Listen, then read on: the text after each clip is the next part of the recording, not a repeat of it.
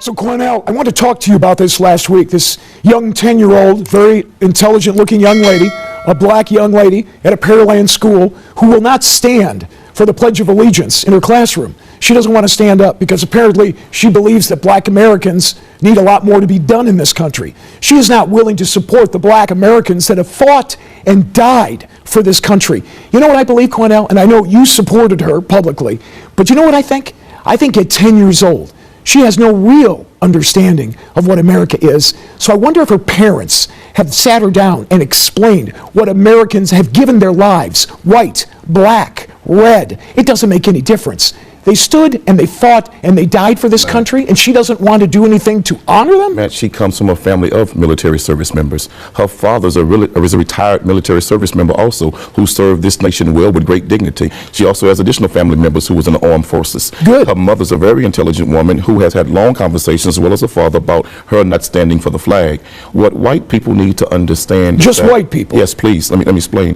What white people need to understand is that national anthem was written by Francis Scott Key, a slave owner. Oh, here we go. Who demonized and hated black slaves and black people. And that unwritten that unheard of and unspoken third verse, go research the third verse where he says, "There's no refuge in this country for the hireling or the slave. Both should be turmoil to the grave." How's her parents doing? This is a man Are they successful? that promised turmoil for black people to the grave. Would you ask Jewish children to say a pledge to a German anthem that disrespects Jewish people? If they're No, you living would in not. Germany, No, sure. you would not. Well, sure. That disrespects Jewish people? Then No, why, you would not. you certainly can kneel down. In America, you have the right to do that. But what will happen to her, how her friends will respond, how the school will view her, how Americans will view her is very negative. And this is not what you want for your 10-year-old child. And let me say to that young girl and others like that young girl, America looked at the same way at Rosa Parks when she refused to get up and give up her seat to a white man on the bus. But history vindicated her. History vindicated her. America demonized Harriet Tubman for freeing slaves from slavery, but history vindicated her. So I say to that young girl, you stand strong, stand up, and stand for what you believe in. And to all of those who are too coward to do it,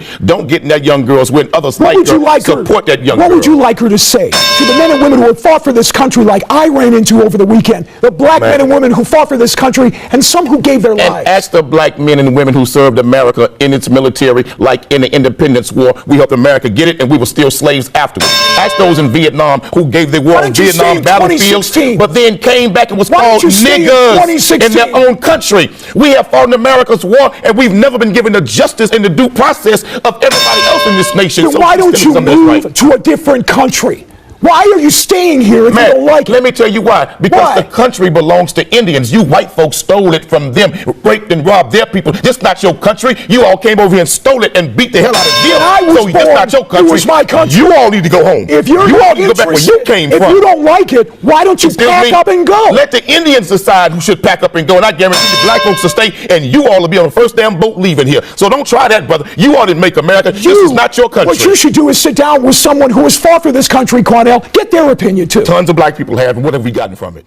Donald Trump presidency, we will finally evict all of these illegal aliens that are coming here and stealing jobs from Americans. If you break into my house, should I just accept you because you washed my dishes and made my beds? I say no. I say you need to go back and come back in the right way. So is that what the Indians should have told white Americans? The original illegal alien or European white folk in America? Agreed. And so should the Indians stand up today and say deport all white folks back to Europe? Well, should we learn something from their mistake? Because we are here now. Or should you learn something from their compassion to give other people an opportunity like was given to you and your ancestors? Learn from their compassion. That's what you should learn from.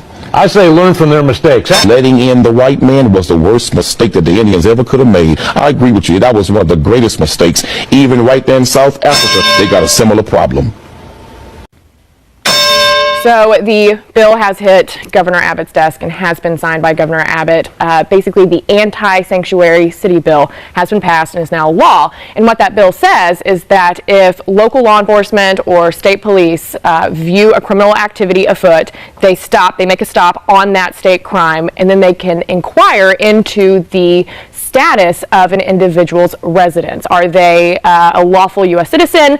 Are they here with a green card? Are they a permanent resident alien? Or are they here illegally without documentation? And if they are here illegally without that documentation, then the feds can get involved and then they can take it from there. I think this is a fantastic law. It is time to start enforcing the laws that are on the books instead of the state and local officials legislating from their own little tiny offices. It's an awful law because it's nothing more than a legal way for law enforcement to racially profile Mexicans and Hispanics. This law was written into existence by Governor Abbott to specifically go after a said group of demographics here in the state of Texas.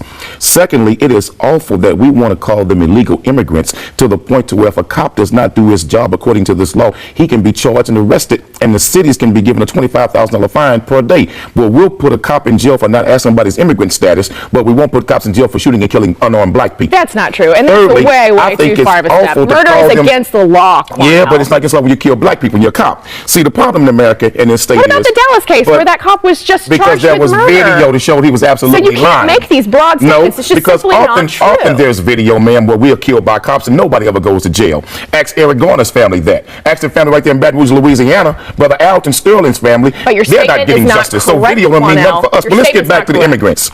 I would say to the Hispanic and Mexican community, what you got to do now, hook up with the black community and unite in political power, because if Mexicans and black people unite in Texas, we can control the governor, we can control the lieutenant governor, and we can control politics in Texas, period. I'm saying to Latino brothers and sisters, don't fight them by yourself. If you hook up with black people and we unite, I'm telling you, we can run Texas and then pass laws to deal with those who hate us. You're advocating for criminal activity, Quanell. These people are not here lawfully. They need to do what our ancestors did, what many Mexicans have done. No, wait a minute. Don't interrupt me. Your ancestors came here illegally. Wasn't nothing legal about your ancestors. Listen. They came illegally and they murdered, they raped, they pillaged a whole race of people. This country, Texas, Arizona, California, belongs to the Mexicans. Quanell, get back it was to the stole from them. You tell me to get back to the point. They came here illegally. You're not being fair to me here. You say stay on topic.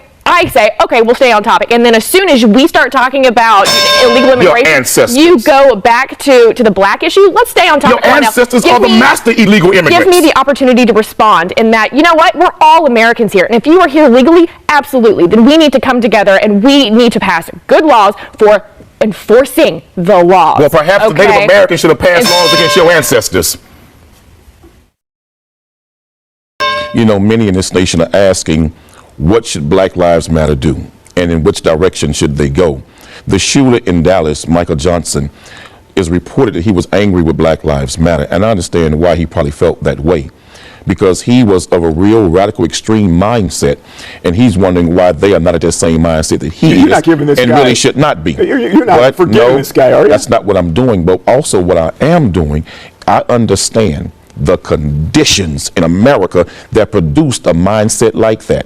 Injustice on a consistent basis breeds insanity, and that's what's happening in America with black people. You know what's happening? You know what's happening, Quanell? There are black and white people that would like nothing more than for us to stay fighting because they somehow achieve a bit more money or a bit more prosperity or a level that they like. But they've got to make sure that white people and black people or any race are fighting each other and they're all jazzed up over something. Those people succeed. And that ain't me, and I certainly hope it isn't you either, Quanell, although I'm not so sure. This nation, Matt, is at a crossroads. If we want to prevent another Michael Johnson, and I sit here with you for 6 years, and I warned you right from this seat that a Michael Johnson would be produced in America if injustice and police killings were not held accountable, these cops. And I'm warning you right now, brother.